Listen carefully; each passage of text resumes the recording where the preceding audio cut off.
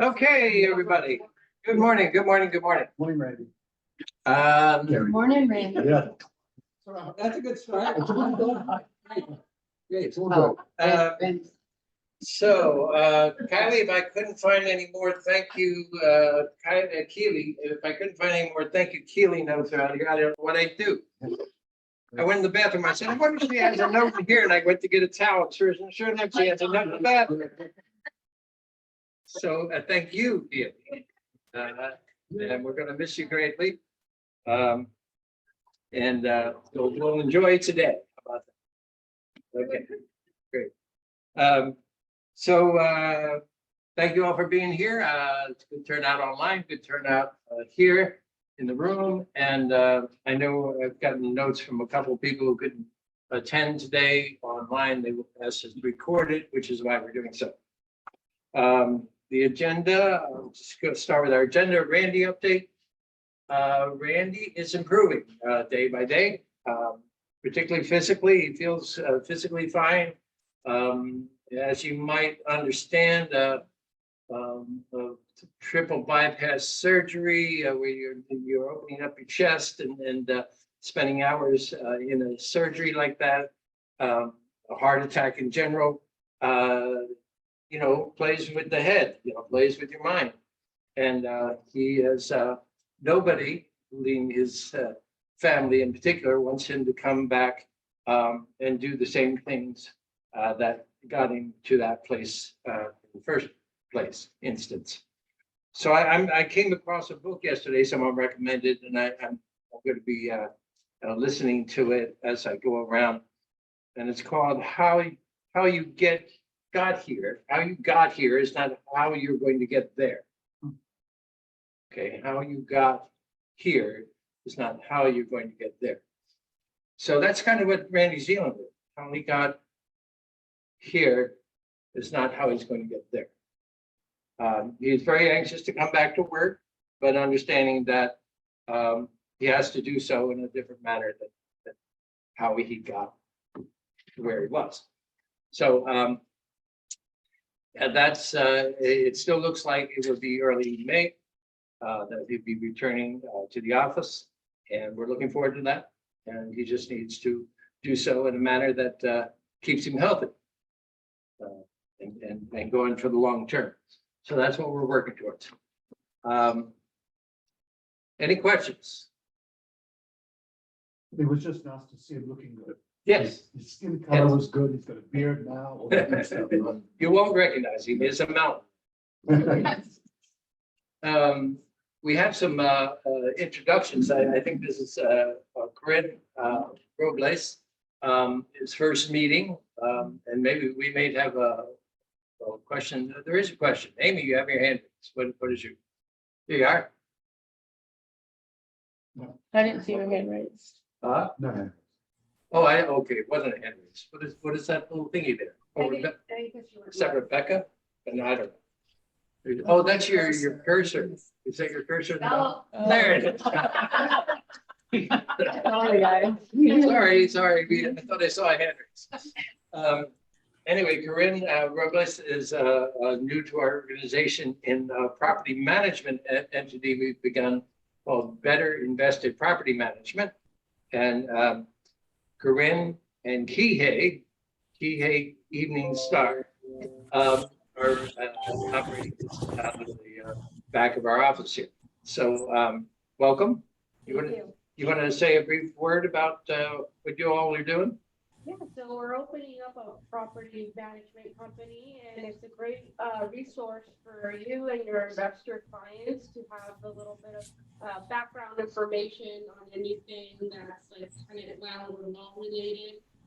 Feel free to reach out to us if you need a rental comp. We do have a full rental analysis that we'll write up for you and your clients.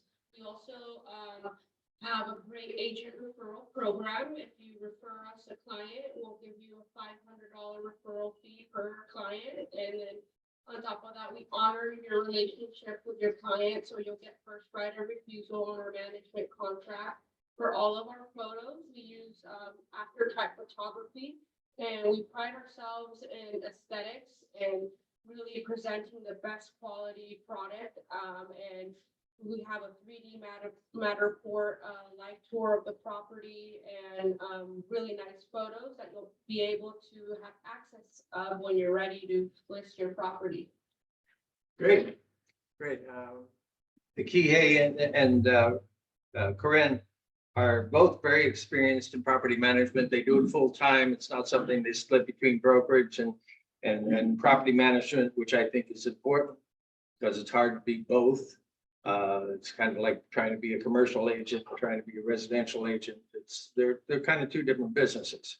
So we're pleased that this is a dedicated property management business that will support us and our.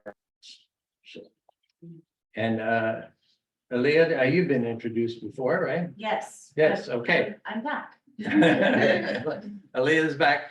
And just to let you know, with Keely moving on, Kylie's going to be coming up here to Santa Rosa. We'll be covering, the bases here as Keely has done. And Aaliyah, forgive me. I see it in my head one way and it's pronounced another way. Aaliyah will be helping us down in Sonoma. So that's how things are going to work there. Yeah. NAR legal update. So NAR keeps kind of spinning around in its orb. The DOJ, Department of Justice, last week decided they were going to reopen their investigation of NAR's practices. Now, some time ago, I think in 2021 or so, the DOJ, before these lawsuits, actually, the DOJ had been investigating NAR for some of their policies around commission sharing, the clear cooperation rules and things like that. And that went on for a year or so, and they reached an agreement, and NAR, as a result of that, changed 4 of their MLS rules, which trickled down to us over time. And then they said, we are no longer investigating. Well, now they are reopening the investigation on a couple other rules. So following up on these lawsuits. So NAR not only has their lawsuits to deal with, they've got the DOJ now to deal with too. The president of CAR said in a group not too long ago that the threat of the DOJ is a greater one than these lawsuits. So that's an interesting statement. Didn't exactly explain why, but who's upside down there? Is it Monica again? Monica can never find the camera, right? So anyway, we'll see as this evolves. We are experiencing, what would you say, fallout from the publicity around the NAR settlement. Parmita just mentioned she had her first seller come to her and request a lower commission, based on, oh, I heard you're reducing your rates or something like that, So, and I said, well, how did you deal with that? She said, I told them no. So this is how we deal with this, right? My statement has always been that the fees in our business have evolved so that they are fair to all the individuals involved. It's not something we've agreed and we've gone in a dark room and said, oh, let's all charge, X%. It's just that we're all trying to make a living, and to make a fair living as in this difficult business as a real estate agent, real estate broker, there's a certain amount of income that has to come in for the work you do. Mi reflection, Anna says that, figure it out sometimes what you are getting paid hourly on a transaction. Or, based on, your income and how many hours you spend doing. And, on some transactions, it's going to be a fairly hefty number. And on some transactions, I remember my first transaction as a commercial real estate agent in California was in 1977, I think. It was a 25-unit apartment building in Oakland. And I spent hours and hours and hours on that for a $15,000 commission. So I figured I'd work for about $10 an hour. Now, in 1977, that's better than, it is now, but, it was below minimum wage even back then. So sometimes it works out that way. So I always say this to agents when they ask about their splits. The splits are designed to be fair to the agent and fair to the brokerage. And if you remember the diagram I made last month, and Kylie was very helpful in making that diagram, the broker, at least in our model, provides a whole lot of services. That's what we try to do, to support our agents as best we can. And so those services have to be paid for, the staff, the bricks and mortar, those things. So that's how we kind of come up with fees. They're designed to be fair to both the agent and the broker. And with the client, the seller or the buyer, they're designed to be fair to both the seller and the buyer. So are they negotiable? Always have been, we as a broker can set an expectation. We tend to expect 5 to 6%. We can say that internally here. We can't say it within the industry. Parmeet again said another agent came up there and said, we all have the same story. Well, that's the problem. We can't have the same story. You can say my broker, has a policy of receiving 5 or 6%. If I'm going to get lower than that, I need to speak to my broker to get approval. And generally, if you give me a good reason for that, I'm going to give you approval, right? But that's how fees are being set, and that's kind of an update. There's no change in form still on this, the NAR legal settlement. Business, we carry on business as usual. We're trying to, we've been encouraging and will continue to encourage you until it becomes law to get buyer broker agreements with your buyers by the BRBC. We've had trainings on that. It's one of the things Roger's going to touch on this morning. I asked him to touch on not the technical aspects of the BRBC, but how you gain the trust and confidence of that buyer who maybe you just met at an open house. How do you get the trust and confidence to get them to sign a legal agreement right away? Should we add that to, when we do open houses and we have a sign-in sheet? Should we add that line N? Like, do you have a buyer's? That's not a bad idea. If you are using a sign-up sheet in your open house, that could be a column on your sheet. Says, do you currently have a buyer broker agreement with another brokerage? That'll answer that question right away without you even having to say it. But I would follow up and ask, even if they said no. We got to be sure. Okay. Any questions on that? Okay. Admin update. I sent out, we've had switches around. We are saddened to lose some of our, long-term employees, Ashley and Keely. It's particularly sad for Randy when he's out. And, maybe some of these changes are precipitated by his absence. He feels that sometimes, and that's not fair to him. These aren't about Randy, but, we're happy for those changes that those people have made, because that's things that they want to do positively in their lives. So I'm totally supportive, happy. It requires us to change some things around the company. So Bradley is now, Bradley, who has worked with us for several years up in Clear Lake, is handling commissions. Used to be Ashley responsible. So Bradley is doing that. You reach Bradley through the email commissions@winecountrygroup.com.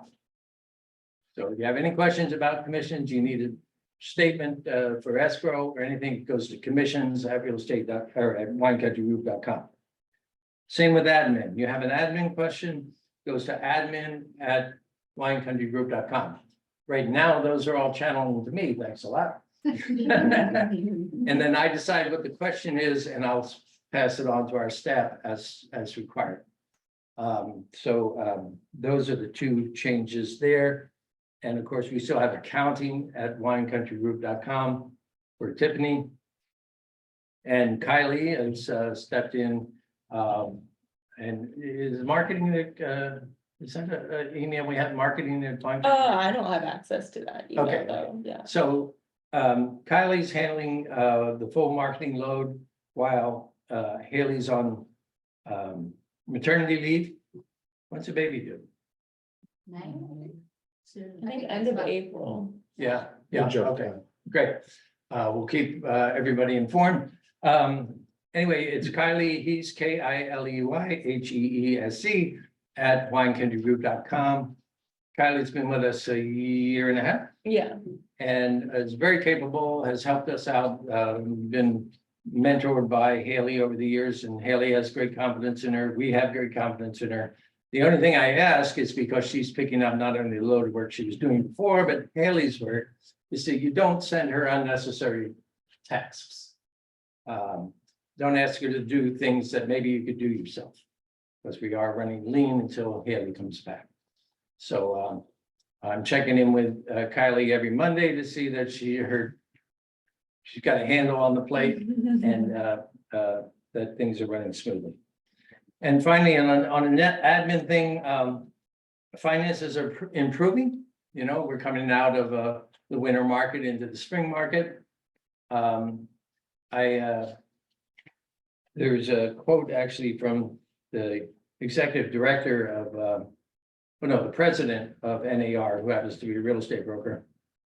And he's talking about the communication that didn't come from NAR about many things.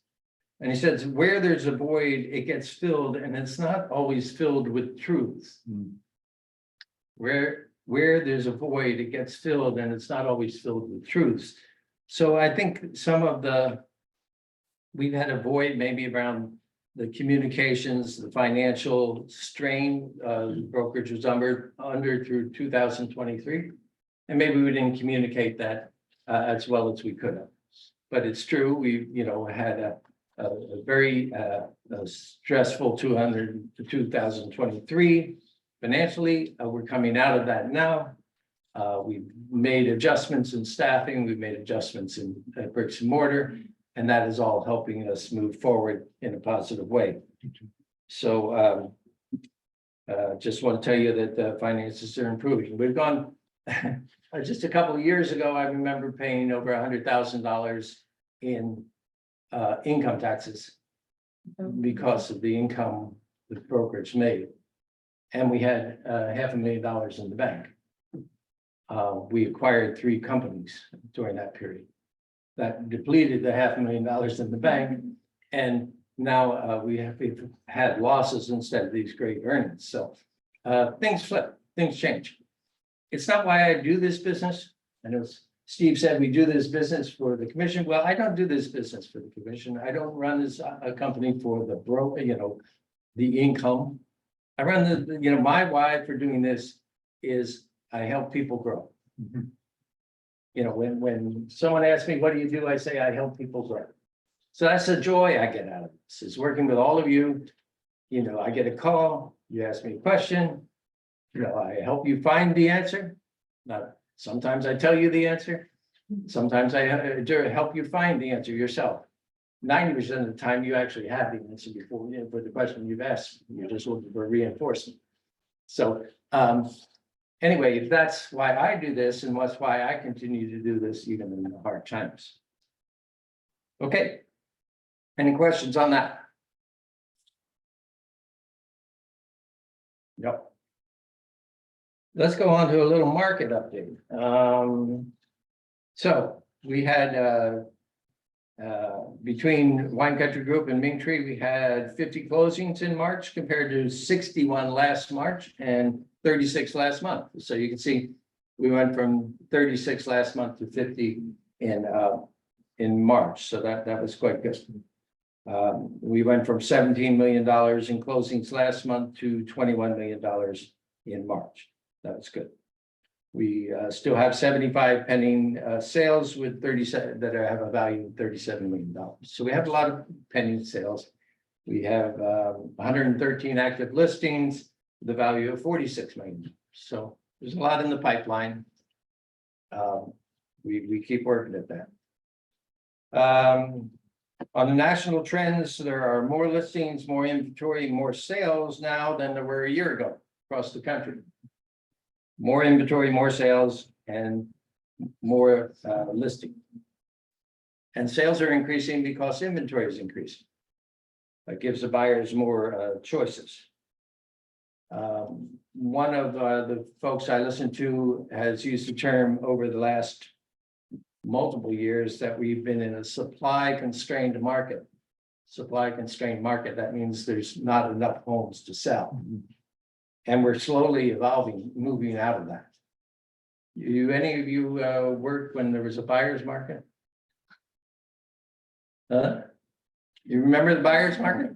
Come on, Jen. You remember that, right? Like that. They're tougher than sellers. It's been a long time since it was a buyer market. And what we really like to see is the balanced market when it's a, fairly even number of buyers and sellers.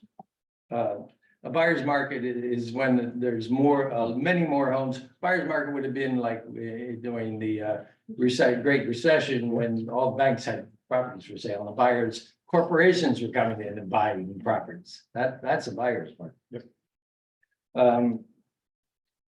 With growing inventory, there's less pressure on price appreciation, and home price appreciation is now expected to be flat for 2024 on a national basis. This is just one resource that I've quoted.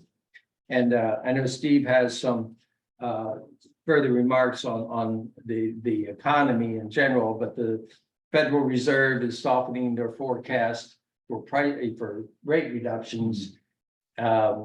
I think we know that the buyers aren't so concerned about the absolute rate of interest. They're concerned about the volatility of the rate. When we had that huge jump up in 2023, the buyers just said, what's going on? And they move away. But when they know it's a stable market in the 7-8% range, 6, 7, 8, whatever it is, then they're okay to figure out how to make that work.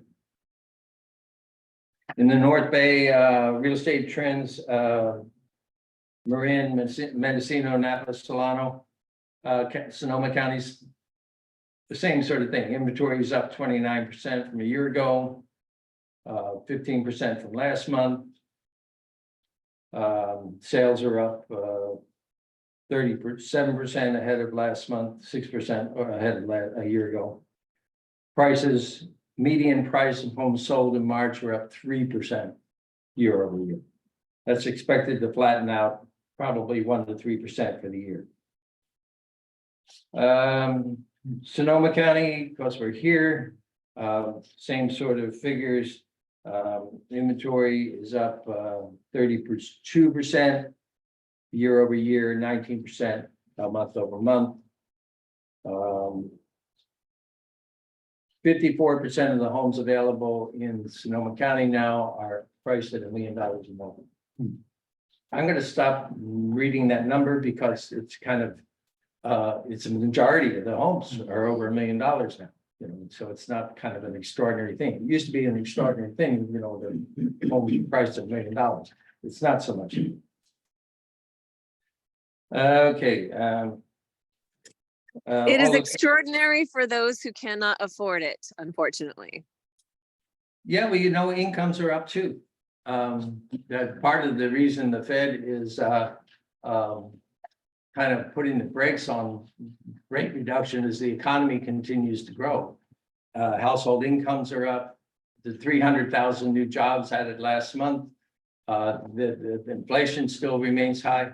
So earnings are up as well. So households are better off than they might have been. Some households. Okay. Thank you, Rebecca. Thanks, Rick. I want to recognize top producers for the first quarter. We finished the first quarter, January through March, right? So in Clear Lake, Jessica Spencer was top in units sold and new listings, and Jessica Hooton was tops in dollar volume sold. In Lakeport, Paige Hoskins was top in units sold and new listings, and Karina de Herrera was top in dollar volume. Let's see, Santa Rosa, Mary was top in units sold and new listings. Yay, Mary. And Jana was top in dollar volume sold. In Sebastopol, Lizzie Rebe was top in units sold. Barbara Chronica out in Bodega was top in dollar volume. In Sonoma, Sheila Degnan was top in units sold. And Michael Crane was top in dollar volumes. And up in Ukiah, Team Ramos took all three categories, as did Annalise in Eureka. So congratulations on the first.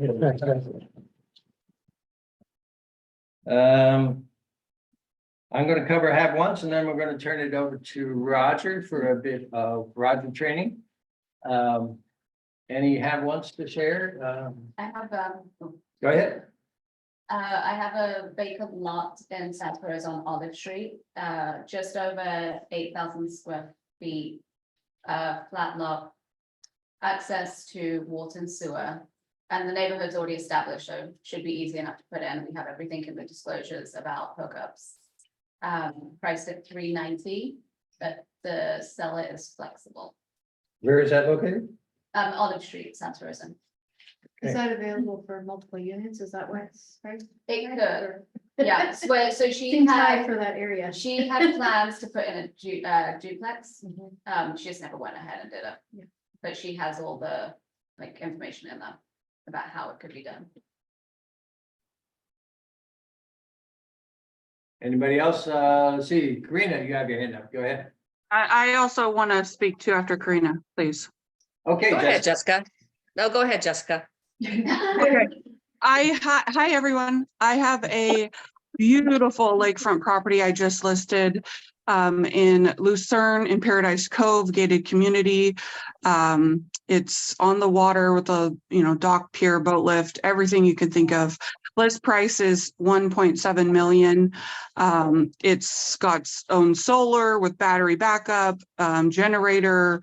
I mean, it just nothing was, forgotten on this home. If anybody has anybody, it's 4,271 square feet, 5-bedroom, 5-bathroom, 3-car garage.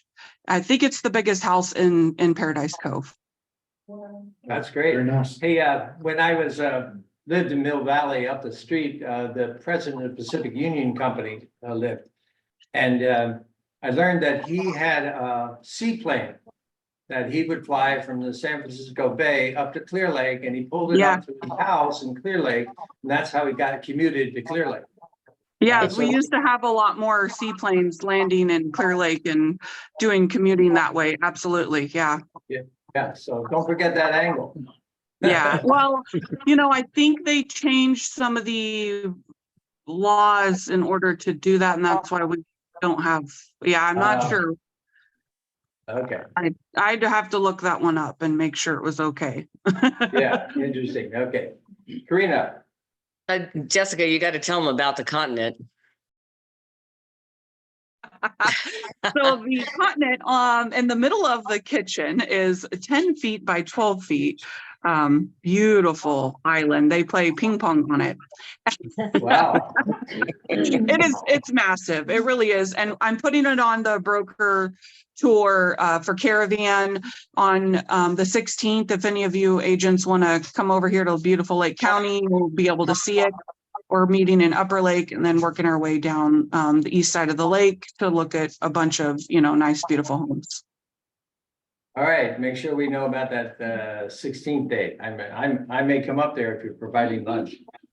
I'm not, but there's another agent that will be because her listing is, I think, the last one. So we usually set it up that way where the last agent does lunch. Okay, Yes, Great. I'll send you the info. all right. And save the ping pong paddles. Karina, So I have a new listing at Waterfront as well, only this one is much more affordable, priced at 440,000. It is a 3-bedroom, 2-bath home built in the 60s. So it is an older home, but it's got a great electrified dock with steel pilings, and it will also be on that same broker tour. It makes for a great vacation rental, short-term, long-term, or second home. So it's priced well. all right, now you've used a term I don't understand. What is electrified dock? It means that you can pull your boat up into the cradle, press a button, and lift it out of the water. All right, there we go. Thank you very much. All right, Annalise, nice to see you. Good morning, everybody from up in Humboldt. I have a couple of new listings coming up and I have a price reduction I want you all to know about. The price reduction is on my listing in Redway, which is southern Humboldt, getting closer to the Ukiah area. But this home is 2,800 square feet. It's a 5-bed, 3-bath, and it's absolutely stunning. It's almost a half an acre. Everything's been curated and it's fully fire hardened with modern amenities. And I've just reduced that now to $649. We were originally up at $785. And quite frankly, between you and I, the seller is still motivated and willing to negotiate on that price as well. So if you have a buyer looking for a weekend getaway that's near the river, that's in the redwoods, and that is just stunning and very comfortable, this could be a great opportunity. And then up farther north in McKinleyville, I have a 3-bed, 2-bath in a popular Heartwood neighborhood, not far from Cal Poly. If you know anybody who's got a student coming up to Humboldt or is looking for an investment property, this one's really turnkey, beautiful, clean and bright. And then in Eureka, I have a very nice 3-bed, 1-bath, mid-century Pearson home, very popular here. It's about 1,200 square feet. Got some modern touches, but still the original charm of the Pearson. And you're talking about how homes are mostly over $1 million. Well, this one's 375, and it's close to Henderson Center. Great location and really cute place. Great, great. Thanks for sharing. Yvonne. Hi. Yeah, I did this one a couple weeks ago or more. I have a co-op unit in Marin City, the southern end of Sausalito. It's a wonderful area. It's on a hillside. You have incredible views, and the convenience for the highway, for San Francisco, for the bay, for, you know, so much is amazing. And the co-op unit is, we have it listed at $449, and it is a 2-bedroom, 1-bath. It's very clean, ready to move in. It's got a wonderful deck, so you can get outside, you know, glass sliding doors, a lot of light into the living area. And again, just fabulous location and amazing price to be in that area.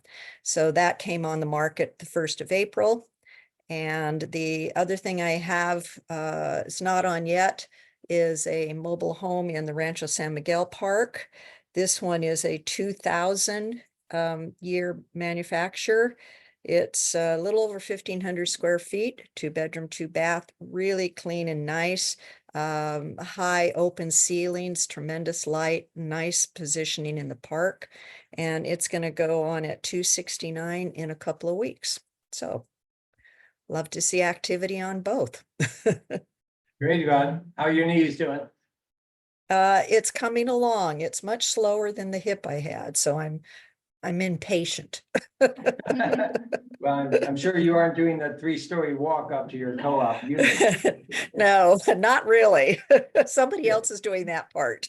You're right. Good, good. Well, I'm glad you're healing. Thanks. Anybody else have inventory to share? Yeah. I have, we have 9 acres in Healdsburg. It's on Mill Creek Road.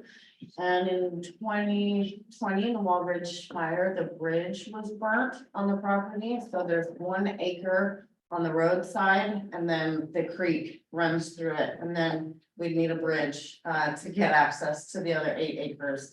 But it's on hillside, a really cool property. It's zoned RRD, Resource and Rural Development. So we can't put a big house up, but there are all kinds of really cool exceptions, unlimited 10 by 12 structures. It could be an awesome yoga retreat, health retreat, campground. So we're at 488 right now, but the seller's flexible and also willing to carry and finance. Interesting. How much are they willing to carry? You don't know. Close to all of it. Okay. Close to all of it. I think like if we saw about 25% down, he'd be interested. Could you send me that? Send me a flyer. Absolutely. Okay, thank you. Great. Right behind you. Oh, Mary. Mary, come on out, Gary. Speak to the group. The time people out there. So mobile home queen, right? Yeah. So, new listings, 53 Arthur Mobile Home Estate, Senior Park. I don't have it listed yet. They're still cleaning it out, probably around 125,000. 33 Shamrock, really nice senior park. A lot of people really like Shamrock Park. And that's going to come on about 179. And that's really clean, really nice property. 428 Colonial. One of the interesting things about this, first time this has happened to me, I got the title from the owners and I looked at it, got to my car, sat down, looked at it, and I said, boy, the length and width don't figure out here. I go back in, hey, do you have a different paper on this property? Well, come to find out, I'm the only one that's discovered this so far. And it's really 1440 square feet. And you know how I did that? The old fashioned way. Length, measured the length, measured the width. Sure enough, it's not right. So we're kind of trying to figure that out. But it's going to come on the market. Really, really cool location in Colonial Senior Park. It's in the back overlooking the vineyards. Really beautiful side yard with a gazebo. Once I figure out the square foot. Yeah, and you'll price it. Then I'll press it. 318 Toyon is in Redwood Village All Age Park, so yeah, all age people. This is 2 bedroom, 2 bath, built in the late 1990s. And so that's coming on now, as of today, 220. And then I have 4 others, but I won't bore you with those. So I'll just say, if you have mobile home people, come talk to me. Every day of the week then. Yeah, really, yeah. Thank you very much. 8 new ones. And I'm gonna tag on to the mobile home parade here. Bernadette and Elizabeth operate out of our Napa office, have a listing in North Napa, a mobile home in a North Napa mobile home park, which is very nice. And it's 1,800 square feet. It's very big. It's priced at $340, I believe. And just came on the market like last week. So if you need a big mobile home park, that is apparently adult owned, senior owned, what do you call it? I don't know. I guess senior. Great. So this is a really cool rental opportunity. It's a country property in Petaluma at the west country side on Live Oak. And this property allows horses, livestock, goats. It's got a huge hangar garage that you could park RVs, boats, work trucks, a detached bonus room, perfect for a little office. And then the house itself is a 2-in-1. It's on well and septic with over an acre of usage. And that one's at $39.50, and it's also really pet friendly for anyone that you might know that has large dogs. And then we have a few two different Ukiah properties that we just posted. They're both 2 bedrooms. And I'm working with an owner that's just is getting his occupancy permit in Coffee Park. So we'll have 3 brand new houses that we're gonna be listing in Coffee Park in the next month. So, What's your website address? and then it's better at betterinvestedpm.com. betterinvestedpm.com if you want to look for their rental properties. They're all listed there. Sherry. Our listing at 1915 Lion Court just came back on available. The buyer, we were in escrow and had insurance sticker shock, so we fell out. So it's a beautiful property. We've heard a number of buyer sticker shocks around insurance. You know, it's that market just goes up and down, much worse than the mortgage market right now. So it's something you need to get a handle on right away as a buyer or seller. Well, you had the information, right? Yes. They had the. They insurance did, information. we have Anthony Trejo, who's out of the Sebastopol office. He has Trejo Insurance Services, and he always prints us out a quote. We have it available in a plexiglass, you know, with the full disclosure, this isn't whatever. And so the guy did have the information for 2 weeks, And then got stickers. Mhm. Yeah, okay. but. All right, any other? And I headlines? I just want to mention one more thing about insurance because our last year's president, Tama Pokapowicz in Lake County, went to the Senator McGuire's office. It was a meeting on insurance after all this, you know, the major companies pulling out. And I have directions on if you are having a hard time binding your insurance policy, especially with the California Fair Plan, you could get the senator's office involved, applying for a complaint form. There's a process and you could have your insurance in 2 days. It really has expedited when you turn in those complaints significantly. Well, news you can use. All right, great. Thank you for that. Anything else before we get the Rogers presentation?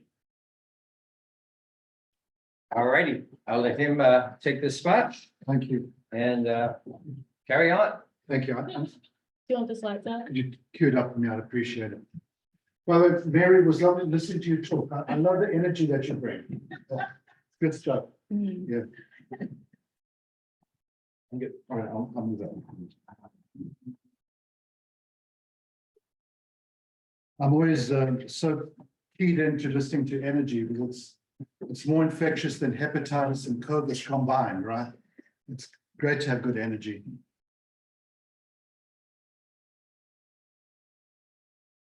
See, we should be good.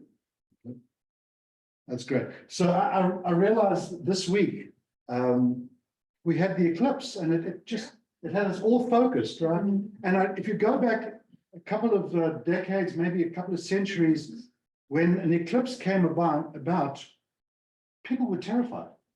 People would run away. They thought the world was imploding until it was explained, right? They were sacrificing people and young kids and just to appease the gods until you could explain, no, this is meant to happen. This is what's going on. And then all the fear and anxiety went away.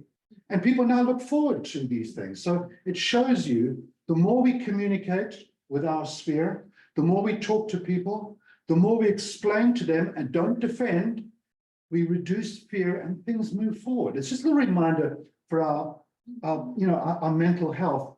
And Gary was talking about recently, we get a lot of questions about how do you maintain authenticity in a world that demands conformity, where everyone is supposed to fit into the little box? So this is something I will touch upon as we go on to just a couple of ideas about dealing with broker-buyer agreements. How do you maintain authenticity when everybody just wants you to conform? How do you be true to yourself in that situation? And I'd like to liken real estate agents and my colleague Steve and my colleague lenders. It's like we're on a ship out at sea in a storm, and the waves come from this side and that side and slap you from behind. And you just keep going, knowing at some point, calmer waters are ahead. So we go through this and we the machinations of our industry. Calm waters will come. We think about the years prior to COVID, those were the Goldilocks years, right? Not too hot, not too cold, just perfect. Then there was COVID years, the unicorn years. You know what unicorn years are? They're very inviting, you want them back, but they're not coming back.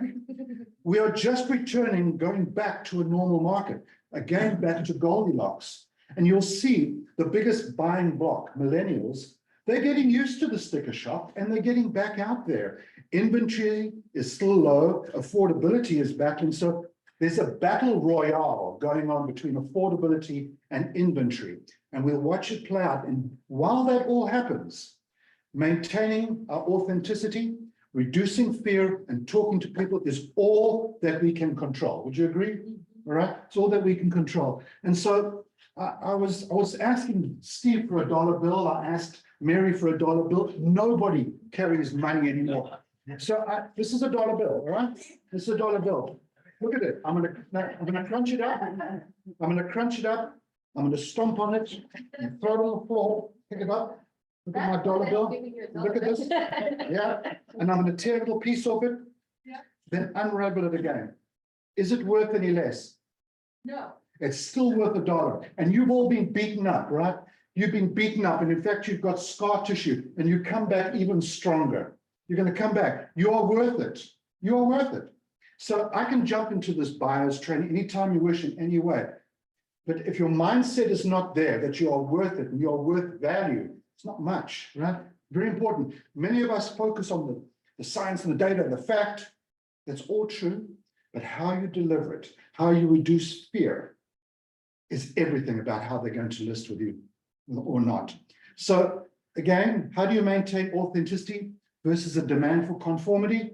Know your value and confidence to lead with it. And this world is becoming more about authenticity rather than all saying the one thing and all fitting in the same box. Being true to yourself and truly hearing fear and then checking the temperature. There's a lot of information out there. This is whether you're going on a listing now or whether you're going on a listing for buyers now. You've got to ask. I've heard the commissions have come down. I heard I don't have to pay. There's a lot of information out there. What have you heard? Check the temperature first so that you know how to reduce fear. Don't just vomit on them, right? Hear what it is that they've heard and then you can address it. This is huge because suddenly you realize that you're taking control of the situation. And so what's the difference between service and hospitality, ladies and gentlemen? What's the difference? Because it's used interchangeably. The difference between service and hospitality, service is what most of us do. We've got a checklist of how we make what we do for people. For buyers, for sellers, during closing, all that stuff. Hospitality is different. Hospitality is how you make people feel. One is an action punch list, one is a feeling. It's now for us to get into hospitality, take the temperature of where you are, and then reduce fear and watch what happens. But knowing your value and what you bring is everything about moving forward. Look at the airline experience. You can either choose to fly economy, or premium economy, or business or first. And I have never been on a flight where first class is empty, ever. People pay for good service, no matter what, right? Remember this, you are there. And people will pay for your service when you make them feel that your value is so huge that it's important to go forward with you. Everyone with me up to this point? All right, thank you. So these slides I put together this morning at 5:30 in the morning, so they're not fantastic, clearly. But over here, none of this, all right, as we move forward, going into your meetings with buyers or listings, please, it's not about how great you are. Do you know who I am? I'm the greatest agent. It's all about them. What have they heard? What's going on? And then you know how to be very, very specific because the media got it wrong. They warned them 6% is no longer here. Now there's going to be more money for sellers to have in their pockets and invest in other real estate. It was like, they just got it wrong. They spoke to economists, they didn't speak to realtors. So know when you go into your listing or your buyer's consultations, the first thing you do is check the temperature. Where are they? What have they heard? What are they understanding? Then you know what to do, because they have been beaten up with all sorts of stuff. Again, do you have a black belt in sales? That sounded very good at 5 o'clock this morning. That sounded really good. But here is something to remember. Are you into pontification? What does it mean? Or should we be getting into tactics? Should we be role-playing each other? Shouldn't you be trying to get broker agreements signed right now, rather than waiting for it to be enforced upon you? And then come back to the workshop and go, that didn't work, I'll try this. It's really, really important to stop pontificating and decide, I am valuable and I can do this. I've been asked to do this for years.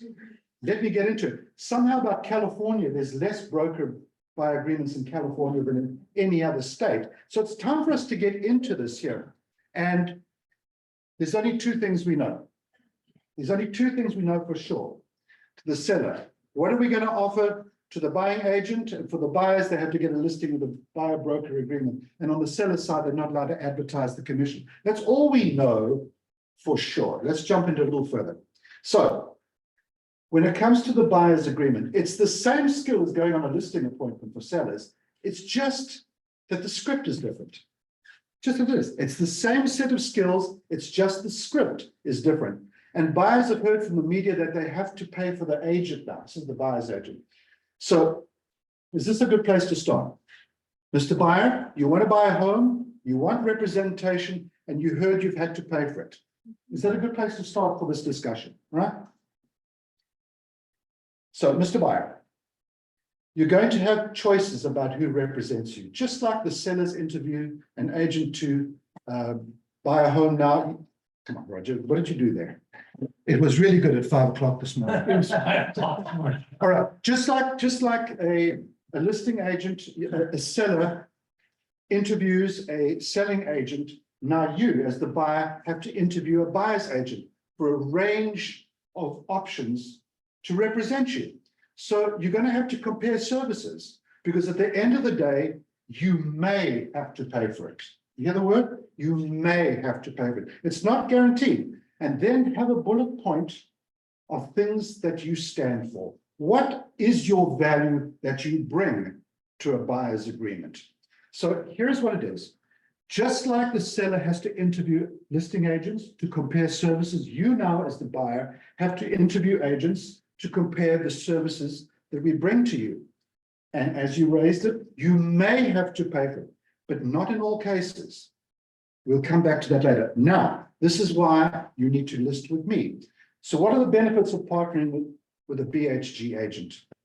What are the benefits? So our reputation and track record will give you a decided advantage in multiple offer situations. Our name and local expertise. We've been around for over 150 years. And when you've got a BHG agent representing you, it brings confidence. So what is it that we say? Or is it, oh, okay, I understand you're fearful. Well, let me know if you really want to go ahead. No, you step into this, right? We list more homes than any other agents in the area.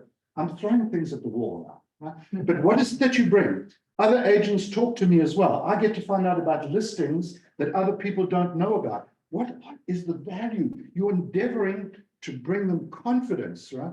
We know the area well. We know the builders, we know the taxes, we know the schools, we know the floor plans that sell. We know the best locations for appreciation. We'll guide you through this, and you can expand on this. But be succinct and be powerful. Don't get lost in a massive PowerPoint presentation here. Talk from the heart. When you see this kind of stuff, when you deal with me, see what I'm doing? When you deal with me, that's neuro-linguistic programming. When you deal with me, we will make sure that this and that. And when you deal with a top agent, is it? Now, this doesn't make sense, does it? Use neuro-linguistic programming. You've got to use all the power. This is time to go from being an amateur to being a pro if you're a buyer's agent. This is an opportunity for massive, massive growth, and it's good for all of us. You have an entire team to support you. All timelines are adhered to. We will get you into escrow, and we'll get you out of escrow as well. We've got a whole legal team to stand by. These are huge values that a powerful company like Better Homes and Garden will bring to you. And if you take all our agents in the area, there's over 2,000 years of combined experience in selling and buying in the area. I just invented 5 or 6 this morning. You guys know your job way better than me. And because this is Better Homes and Garden, I know you've probably got an entire presentation that you can go through all the advantages of the platform, the quality of the leadership in your team, and you as well. But remember, you're always, it's the benefit is about them, okay? So then the buyer says, okay, but what does this agreement actually say? And ladies and gents, this is how you're going to get paid, right? I'm glad you mentioned that. This is a little different. Normally I would say I'm free because the seller pays for it, but now that may not always be the case. All right, it may not always be the case. So here's some 3 scenarios. I'm going to show you all the homes that you wish to see. No matter what the commission is being offered, I'm going to show you, but it's going to be the homes that you wish for your family. Secondly, the sellers may be prepared to offer a partial concession to make up my fee. They may, or some will not credit you at all. Some will not. And when you're in that position that you really love that house and the seller doesn't want, I'm in that position and it's a personal decision. I may just cut you loose and say, go on, deal with the seller on your own. But you might say to me, when you realize what I can do for you, I don't want to be negotiated on my own. I don't want to be thrown to the wolves. I don't want to be at the mercy of the seller's agent. In that case, you will be responsible for the 2.5%. Right? So the number one is I'm going to show you all the homes, no matter what commission is being offered, that fit your. So you give them the options, but saying it with confidence is huge. Letting them know that they're on their own. The seller wants the highest price with the least amount of contingencies. The buyer wants completely the opposite, all sorts of stuff. So how are you going to talk to in that situation? And most agents are buyer's agents. Would you say the preponderance of agents are buyer's agents, Gary? So this is a challenge for you. And if you trust me enough, I got all these things written out, all the scripts on the seller side, on the buyer side. And if you practice, drill and rehearse these scripts, and if you don't have confidence, borrow some, okay? Borrow some. Go and talk to someone who's really confident. Say, come on, role play with me, borrow it, all right? Ask what you have to do and realize that once you bust through that wall, you suddenly realize what's been holding me back all along. Confidence is very, very attractive. And your job with them is what is your value and what are their compensation, and the compensation options that are available. No, I want my agent. You might say to me, Mr. Buyer, no, I want my agent. So use these words, tap your own chest, that they think about, oh my goodness. And you don't want to be thrown to the wolves, right? Talk, and I'm asking that you chuckle. I'm asking that you look happy. These are tense situations. Be human with this. This is not the United Nations, all right? Just be human with it. And like any other professional, if you really want the home and they want credit, this is how we get compensated, just like an attorney, just like a CPA, like a financial planner. Be confident you are a pillar in your community and you deserve to be compensated. So, okay, Roger, let's say the buyer is prepared, the seller is prepared to pay a 1.5% commission, but your buyer broker agreement says you get 2. What are you going to do now? You wanted 2, they're only prepared to give you 1.5. What are you going to do? Are you going to stick it to the buyers and say, you owe that to me now? Well, that's a decision for you to make. You're allowed to accept less, right? Not allowed to take more. You're allowed to accept. But you can say, I tell you what, I see how you've really struggled and you've stuck with me. I know that if I let you off this 1.5%, you're going to tell all your friends and family about me. And I'm going to check in with you, and I know that value will come back to you. Take a long-term effect on this one. People will be watching how we behave at this point here. So cut them a break. You're still going to get compensated, but make sure they are aware that the referrals are what you're waiting for on the system. So take a long-term effect on view on it. And mindset, this is an opportunity to go pro. Really, on the buyer side, it's a chance to go pro. And you might say, right, as of the 1st of May, I'm going to do buyers brokers agreements, or I'm going to attempt to do it, and get yourself into that. So by the time it becomes mandatory, you feel fantastic. You've ironed out all the kinks already. And that means it's just good for everybody. As Gary said, look at Marin County. Year over year, listings, new listing count going up. Look at Solano County, year over year, going up. Really nice to see. Sonoma County, year over year, going up. It doesn't mean, I'm going to say it clearly, it's still 40% less than in the Goldilocks years, but it's trending in the right direction. There's business out there, and we could decide, I'm going pro today, I'm going to go out and master my mindset. So I'm going to hand it over to my colleague, Steve, who's going to give you the lender update. Okay, do I have to follow you? I got notes to solve. I'm gonna go before you, Aaron. That's all good. I'll just be real quick, you guys. You know, Gary mentioned a little stability in the mortgage business. That's all we really want, is some stability. And if you think about it, you know, rates have really only gone up and down about 0.25% since last October. And that's when they were really high.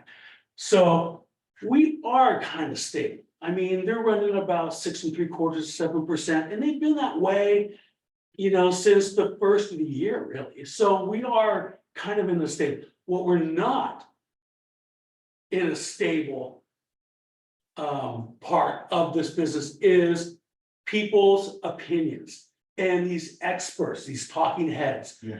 And we think that they're just talking for the sake of talking. Everyone is entitled to their opinion, but nobody can agree. So if I say something, I have a 50% chance of being right. I mean, and that's what these guys are doing. There's a lot of experts out there that get paid a lot more money than me, that are a lot more schooled in economics than I am.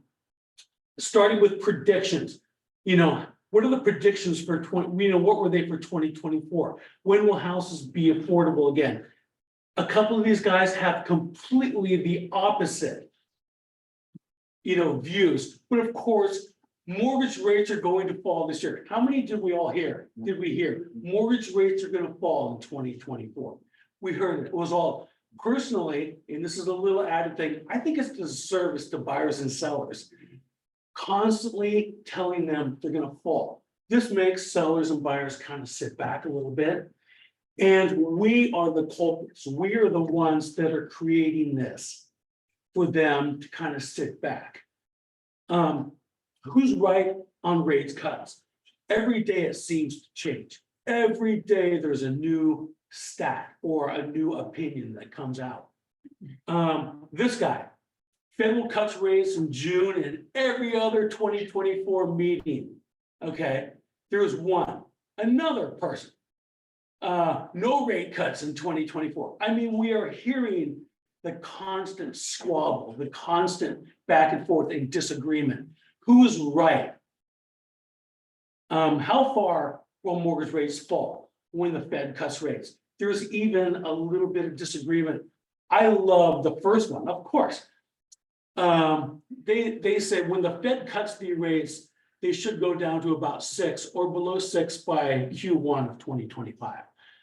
I mean, they hit 8% back in October. That was the highest, and they're back down to about 6 3/4, 6.875 right now.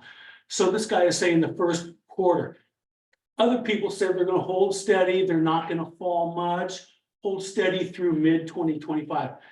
My point is, the opinions are varied. Nobody knows. Absolutely nobody knows. Are we going into a recession? That's the biggest thing that people are worried about right now. Historically, inflation is always followed by a recession. And I grew up thinking recession is a bad word. Everything crumbles. You know, the houses fall. The reality is home prices don't necessarily decline just because of recession. Ultimately, supply and demand dynamics dictate the outcome of prices. So recession is good for rates, mortgage rates, because mortgage rates will come down. And I think house prices are not going to come down with it. they're gonna either stay the same or have a modest 2 to 4%. One thing is certain, it looks like we need a recession to lower rates, increase inventory, and fix this housing market. And we've always had a recession after inflation. Conclusions. Home prices will always increase. Don't be swayed by any negative news, although we see it all the time. Even on mainstream news, we are battered by news. The spring buying season may bring local relief unless it doesn't. Who knows? I mean, we hope it will, and maybe it will. Inflation looked under control, but now maybe not. It was looking good, you know, the Fed was supposed to cut the rates. Now employment is the new issue. We've added new jobs. Unemployment is down. It's like, you know, we have this saying that, I had the saying that people are complaining about prices while standing in line to buy it. You know, so that's where we're kind of in right now. Everybody's doing okay. I mean, they seem to be doing okay, but it's the recession is still, people are still spending money. Most everyone still says no recession, except I think they're wrong. And recession isn't all that bad. Mortgage rates are widely predicted to fall eventually. They will fall eventually. To the 3% range, I don't think so. But to a normal 5.5%, 6%, I think that'd be great. Bottom line is this is the new normal, unpredictable. Everybody has an opinion, and most of them are wrong. You know, focus on what you can control, and you'll be ahead of the game. We can't control what everybody else does. We can control our own narrative, like Roger says. So there you go. Very good. Thank you. Gary, Yes, do you have any knowledge of when the commission percentage on the MLS is gonna disappear? no. Okay. We have a MLS board meeting next Friday, I think. I'm sure we'll discuss that and the NAR settlement, how it affects Veris. Though Veris is not a member of NAR, so we aren't bound to that settlement, but I'm sure we'll have those discussions. But nothing's been announced on that yet. Are we allowed, once that does happen, listing agents allowed to somehow put it in the disclosure package or no? Yes, the current settlement agreement, which is not approved by the court yet, allows brokers and agents to put it on the flyers, what's being offered to in this commission, to put it in their social media, to put it in their websites, but just not in the MLS. Okay. Yeah, so it's kind of a crazy big idea. My friend in Washington said they've been doing this since 2019. My sister in Missouri, they always get a buyer's agreement. And so I think we're more scared than everybody else because we haven't been doing it. But the thing is, you know, they're already getting those signs. So having to like reduce your commission or do those things that possibly, I mean, it's really about you negotiating. And so the agents that are prepared are gonna stand out and they're gonna get their fees and they're good, like nothing happened. I mean, just like I show everybody, no matter what the commission is, you see commissions out there for 1 or 1.5%. Not every agent will show it, but they should ethically already be showing it and they haven't been. And so that's part of the problem. And so if you are good, I'm going to show you everything, no matter what the commission is. I'm going to do my job and negotiate in your behalf to get you that house that you want so that we all get paid. I don't work for free. And so that's where that goes. I mean, you just have to be confident. And I mean, I had a seller ask me, you know, I saw that the commission, am I going to have to give a commission when I go to sell my house? And I said, well, you don't have to offer a commission, but they're either going to ask for a credit to pay their agent because they don't have the money, or you're going to eliminate half the buyers because FHA, VA, you can't pay out, you don't have that fund usually to do that. And so, and there's only a number of amount of credit that you can get when you get a loan. And so you have to be able to explain that to your seller to see the benefits, just like if they're wanting to go at 2.5% now, tell them to go to Redfin. I mean, or whatever, you know, help you sell that used to be, now they're not there. Sure. Because people wanted to pay for the services. So, you know, that's Just my thought. Yeah, there's one distinction I'm making in Roger's presentation that where he says the buyer, the buyer may pay for the commission. I've always taken the position that the buyers always paid They've always had. the commission. Yeah. Because they bring the money to the table, give it to the seller puts this in the seller proceeds, that the commission gets paid, but it's the buyer's money It's the that's net. paying it. You're looking Yeah, at the it's the net. right. And So, so whether it's a um, credit, you offer it up front. Right, and we are, under that 3G3 in the RPA. If the seller's not offering a commission and the buyer authorizes us to ask the seller to pay that commission with the offer, that's all okay. So we're gonna ask that 90% of the time, if the seller's not already offering, we're gonna ask them to offer it anyway. And I've had instances over the years where the buyers wanted to pay the commission to me directly because they wanted the tax deduction. They wanted the lower tax basis. So they want to lower the price on their offer, so not going to pay the buyer's commission. So that's happened too over the years. So it's just a different twist. I like the dialogues. And we'll carry on. I have a question. Yes. On this, so what if you have a current listing agreement and then once this effect takes change, are you gonna have to amend that agreement or make changes? Do you know how? Or are the current listing agreements honored? Yeah, the listing agreements are a contract, Yeah. binding agreement. So no, they won't change unless both Okay. parties agree to change it Sounds good. for some reason. But no, the And NAR would settlement be will the not enforce a change. MLS be taken out, so you'll still be able to work on those same contracts? Yes. Okay, Yes, yeah, it'll just not be in the MLS. okay. All right, we've run over time in terms of in this context, and I appreciate you hanging in. Any questions we want to cover before we close off for today? I have one, Gary. Yes, Alex. This is, I'm sure, not hardcore facts, but talk in the street, because I spoke with an insurance broker yesterday.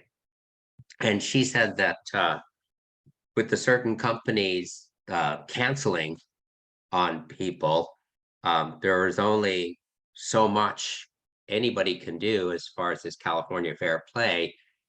And she also mentioned, and I'm not sure if it's right or not, that it used to be that if you had military blood association, you can go to USAA and they pretty much covered you.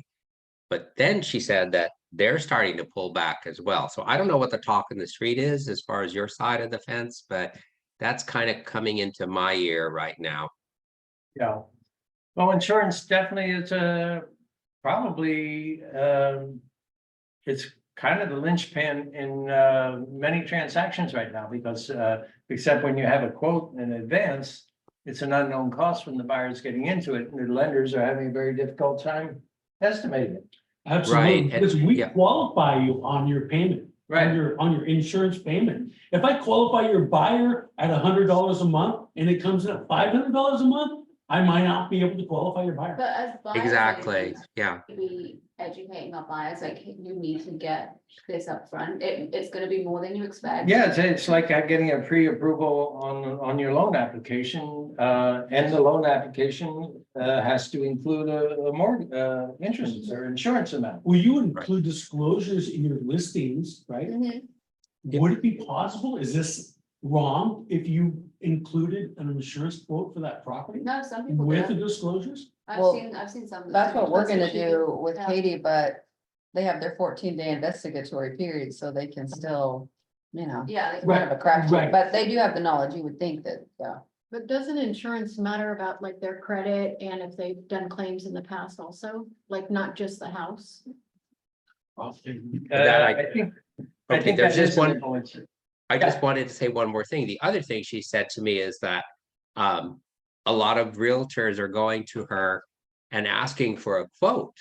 And she says it can take up to 6 weeks to get an actual bona fide quote. And she said to really think about the due diligence period as far as even satisfying that aspect of a deal. So I Right, don't know, yeah. again, I don't know if you're, I don't know Yeah, if that's the something that, fair plan we've heard is taking 5 to 6 weeks. yeah, So, yeah, it's definitely a transactional issue that's difficult. Julie, you have your hand up?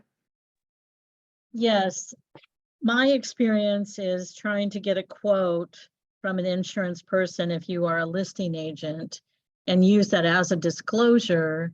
I've been advised that from the insurance agent that they don't want to give us a quote because the rates could change by the time the house sells. So Right. things are always, they're very fluid and very changing in that arena at this time. Right. Yeah, so if you're in a transaction, you haven't got your insurance together and your contingency time is running out on that, what do? You extend. You request an amendment, an extension. Because, nobody's gonna buy it if they don't get insurance. So, it's just something we gotta deal with and another wrinkle in the, process. So stay on top of your insurance. Thanks for that, Julie. Any other questions or comments? All right, everybody go out and make it a great day, because it's up to you. Thank you, Gary. Thank you.